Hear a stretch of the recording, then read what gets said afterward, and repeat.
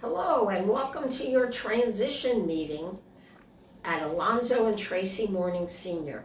My name is Robin Matusow and I'm here with Mr. Rubenstein, and we're going to talk about transition services and what's available for you. You should have gotten a packet with information on it describing different services and different things that you're going to need to do to make sure that you graduate high school and can go to college or work or any kind of training. The first thing in the package is a transition tips sheet. So be sure you review it and make sure that you understand everything on it. The big important thing is getting out of high school. What does that mean? That means you have to make sure that you have all your graduation requirements. Mr. Rubenstein's going to look that up. But if you do not and you have to add or subtract classes or do any kind of online work or do your community service, your counselor will help you with that. Mr. Rubenstein's going to help you with getting any kind of information that you need about your test scores for the tests you need for graduation. So number one, make sure all of that is done. Number two, here's the things that you're going to need for after graduation. When you graduate, if you're going to go to college or you're going to go to any kind of training, it's not free. It's going to cost money. So usually people use federal financial aid to help pay for the costs of training and college. So in the packet there is a form, a little flyer that talks about federal financial aid. Here's some quick tips. Number one, don't just Google federal financial aid. Use the website on the sheet. That is because fake sites exist and they will ask you for your credit card number. This process is free. So use the FAFSA.ed website on the sheet. Here's what you're going to do. Student and parent are going to set up accounts, following the instructions on the sheet. Here's the most important thing about the process. If you have to stop because you don't have the information they're asking for, don't just click off the site. Go down to the bottom of the page you're on, and there should be a button that says Save for Later or Save and Exit. Press that button so that way you are assured of the information being there when you get back. For parents, here's a big hint. When you get to the section for putting in your tax information, you will have the option of going to a link for the IRS and letting them put in all the information for you. If you decide to do that, be patient. The link doesn't work real quickly, and you don't want to go back and end up not having your information go in. So take your time and let the computer send you back to the FAFSA page by itself. Here's the next thing. They are going to communicate with you guys via email. So they are very, very quick. So within 2 weeks of turning in your application, you're going to start getting emails telling you whether they have all the information they need, if they need anything more, and what the next steps are.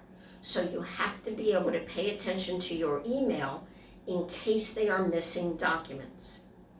There is also going to be a section where they say what school you're going to. If you don't know, don't put one. Because if you do know, then you can, but then all your FAFSA information goes to that school. So do not put any school in there unless you have already applied and been accepted. Because if not, that becomes an aggravation, having to go back in there, take that out, and get all the FAFSA information sent back to you or to another school. So follow the information on the flyer. There's a 1-800 number for you to call so that you can get direct assistance from them. So that's number one. FAFSA and how to pay for any kind of college or training that you might want. The second biggest and most important thing is accommodations. In the packet, you will see a sample of what an IEP looks like in college. When you look at it, you'll see that it's extremely different from a high school IEP. Here's the important things. Number one, none of your information from high school goes with you to college. So they have no idea that you need accommodations. You actually have to go to them. So what happens is you find the school you want to go to and apply.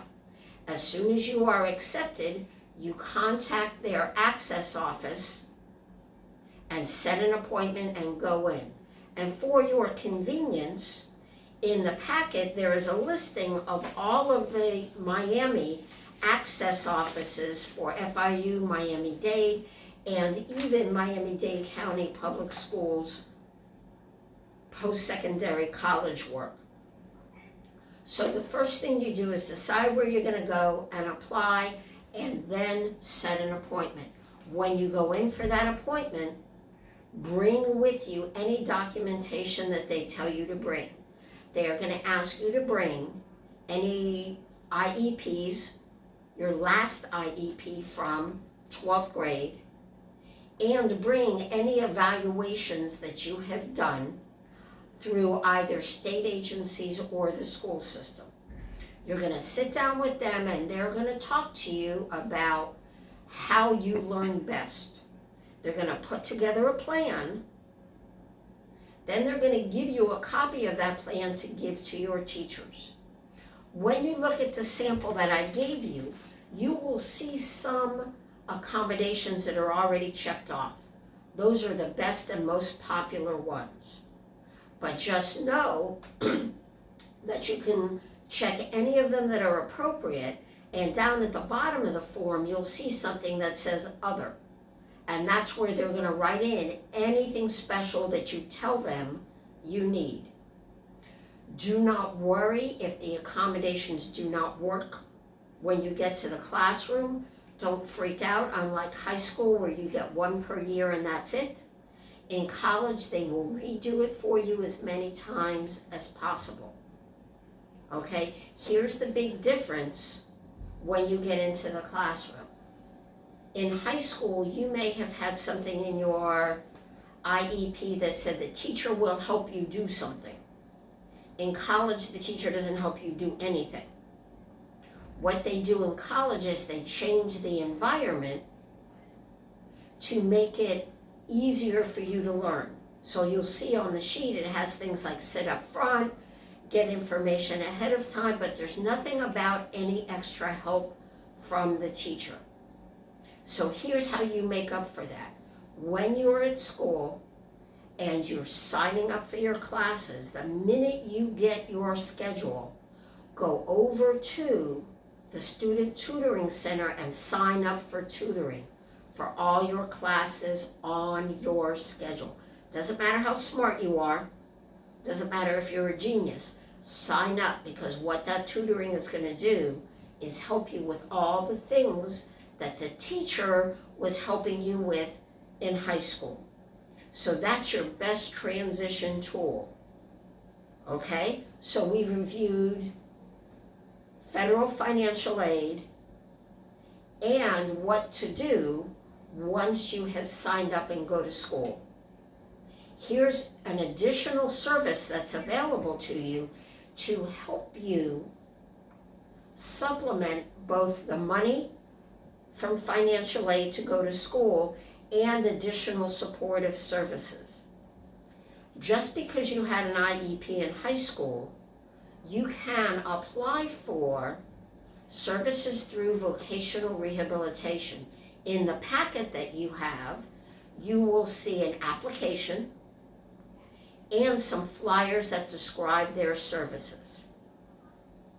What they help you do is this. They help you make sure that you get all the accommodations that you need in college or in training, and they help pay for it. So anything, if you apply and you get accepted, and if you have an IEP from high school, you'll get accepted. What they do is they help you with all the services and expenses that financial aid does not do. So what they do is, if you need more money every semester for your books and supplies, they will help you with that. If you need extra things that FAFSA does not pay for, like a new computer, new software, anything having to do with traveling to and from school, all of the things that you would need to be successful in school, they will help get you those things and pay for them.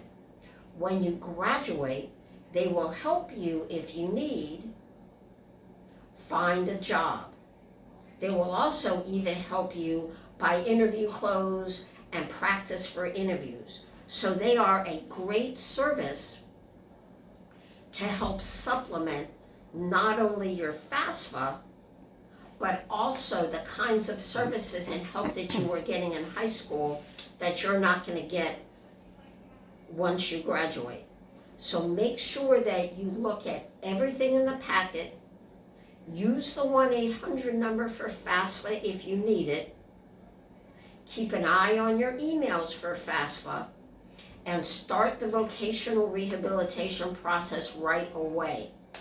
You can do and you can start all of these things before you even graduate, with the goal of, when you cross the stage in graduation, that you literally take your diploma in one hand, and sticking out of your back pocket is all the money that you're going to need from FAFSA and the services from vocational rehabilitation that you're going to need to complete college or technical training.